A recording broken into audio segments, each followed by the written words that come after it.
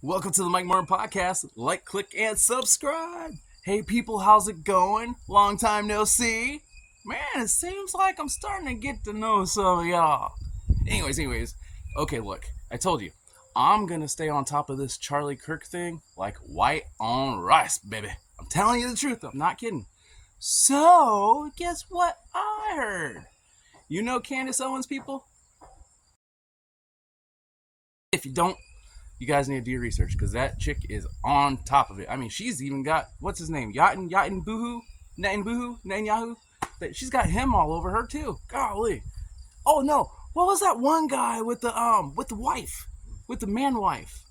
Macaroni? Anyways, so look, Candace just got some information from Lance. Now who's Lance? Lance is the shooter of Charlie Kirk's boyfriend is transitioning.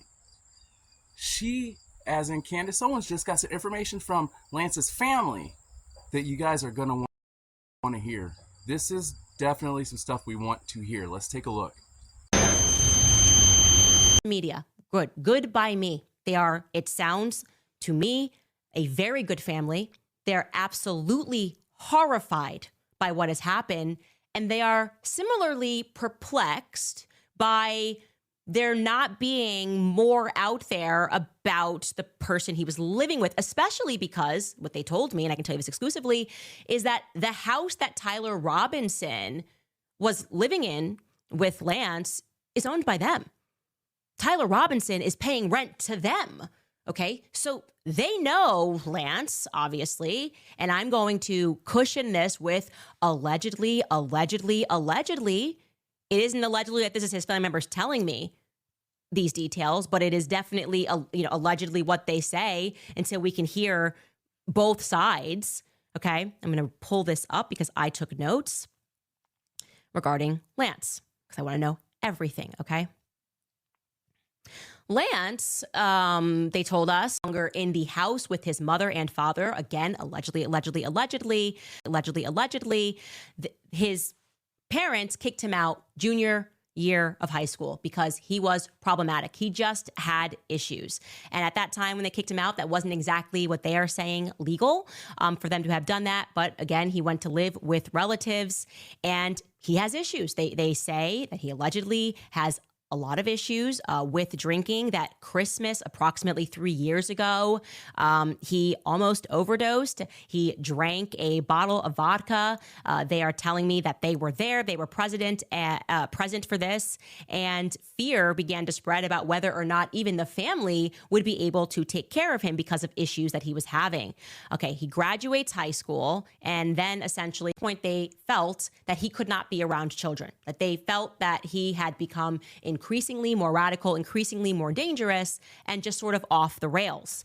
They said that they're unhappy that the media is presenting him in this manner, like he's just this kind of soft guy, or a person that was just transitioning. There's nothing problematic. There's no prodding. They don't buy the story. Okay. Lance's family is telling me that they are not buying the current story and that they feel that more people are involved. First and foremost, they say that a lot of information should be able to be discerned by his devices because he was, according to them, deep web. Okay, this is the person that is deep on the internet. They said that he was quite reclusive, that he was always on his devices, that he's always on the web, and that there should be more information that comes from there. Okay, he turned 22. They told me back in August. How are they even able to pay you guys rent? And they told me that he was doing some plumbing work with somebody else in the family. They told us that Tyler and him had been living together for at least a year, that they had not met Tyler, despite the fact that Lance had wanted to foster that meeting, that the two of them, this couple, Tyler and Lance, were living in that townhome that is owned by Lance's family, and that Tyler was paying rent to Lance. And Lance then, of course, was forwarding that payment to them. Now, I had asked them about another persistent rumor that is arriving in my inbox, which people are saying who live in the neighborhood that they noticed some unusual traffic. And this individual family member said to me, yup, we are hearing the exact same thing. That they would prod that narrative further, but there was some unusual traffic, a lot of cars that were seen outside leading up to the shooting in the days before the shooting or the week before the shooting. I'll straighten out that timeline for you and get real specific because I will pin down when exactly this was happening. But leading up to the shooting, that there were unusual traffic in the driveway where Tyler Robinson and Lance lived. Cars that were not recognized in the neighborhood. This was not a couple that hosted people. It wasn't like they were expecting them to have parties.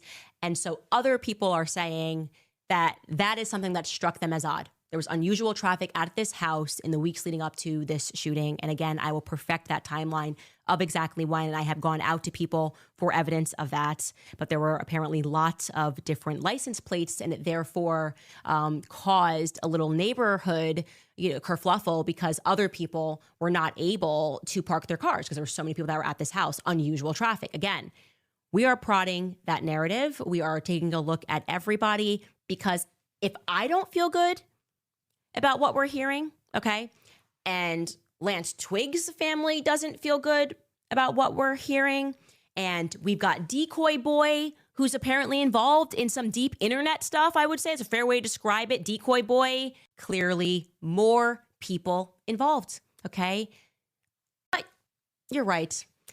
I have been destabilized by watching Charlie Kirk catch a bullet in his neck and then being gaslit and told nothing to see here. We've got people all around him that are telling little lies. I don't like this, okay? This doesn't feel clean to me. I need timestamps. If you're going to be transparent, be transparent. I'm not saying that you're being dishonest, that you have these text messages. I am saying that I need them in my timeline, okay? And it is just weird that you're giving exact times about certain things, and then suddenly you're like, you know what? We don't need to be so exact anymore, and we can just extrapolate what we need to tell the public a certain narrative, okay? We, the public, don't need a narrative. We need every single plausible detail if we are ever going to regain any trust in the authorities post-Epstein world, okay? We're living in a post-Epstein world. It doesn't fly with us.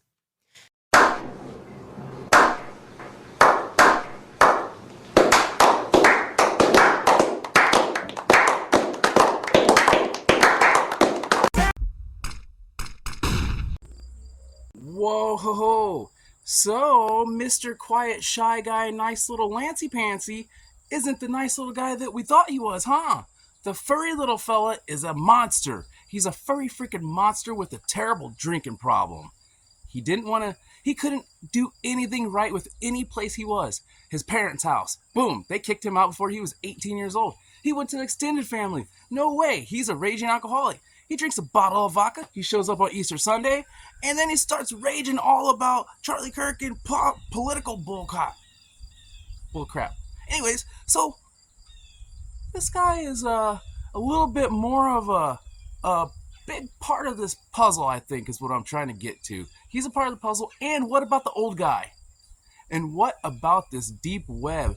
Diving into that deep web, I'm telling you, like I said it before, there's more puzzle pieces to be discovered.